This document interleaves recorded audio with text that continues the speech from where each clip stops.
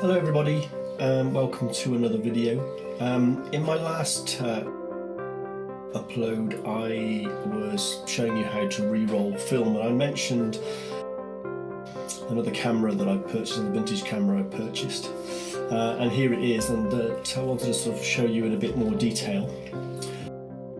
So those that you don't know, this is a Kodak Duaflex II camera, made from about 1950 onwards.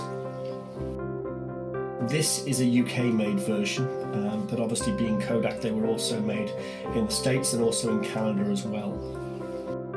It's a pseudo TLR camera, so for those of you that are not aware,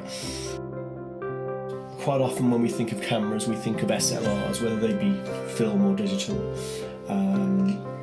SLR, single lens reflex, and it basically means that you are looking through the lens. So when you are framing a shot, you're actually seeing what the lens is going to see.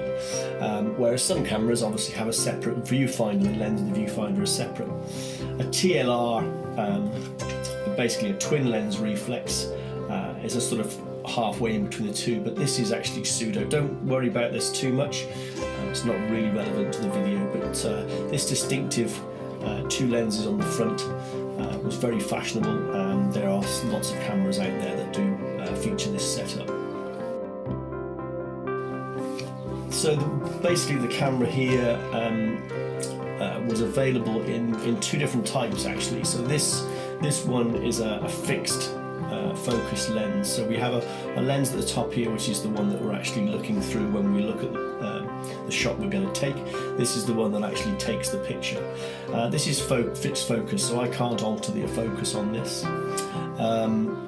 It says Kodak lens here, and so that's how I know it's the fixed focus one. It is a 75mm lens, and it's fixed as an aperture of about f15, so it's quite a small aperture, which means you do need quite a lot of light to take any kind of decent picture with this one. However, it was also available with a Kodak lens, which was a lens you could focus, and if I remember correctly, that was a 72mm lens as opposed to 75, and it was f8 aperture, so a bit more flexible. But this is great. I mean, it's technically a toy camera, I suppose, because there's very little control. You use literally a point and click, but a lot of people liked it for that very reason, that they didn't have to be experts in photography to take some semi-decent pictures. So the way it works, we have a viewfinder on top. So obviously we'd hold the camera perhaps waist height and look through this. I don't know how well you can see on the video there, but this gives us an image, magnified image admittedly, through this lens here. On the back of the camera we have the back door release. I've actually got some film in here at the moment. This is the one that was featured in the other video of me re-rolling, so I can't actually open the back to show you at the moment. We're on frame 7, but you can see that video to see how that works. On the right hand side then we have our winder to wind the film on. This camera's winder is not linked at all to the shutter, so I'm sure you're aware on some cameras, some film cameras, you take a shot, you wind on until it clicks, and it won't wind on any further, and you take a shot and then you can't take another shot until you wind on again. Whereas this camera, they're not linked at all, and so you can wind on at any time you like, and you can take as many exposures as you like on one frame, which is great for double exposure shots and for those arty projects. However, obviously you do have to remember your last shot, has it been exposed or not, but a small price to pay. We've got a little link here for the camera strap then, and the same one on the other side. The other side also features a little lug, which I believe is for when this is being fitted into a case. I've yet to find a case for it though. We have, down here then we have our shutter control, very simple. It's either set to I, which it is at the moment, which is instant, and that basically is a fixed shutter speed of I think 1/30th of a second, but it can't be changed.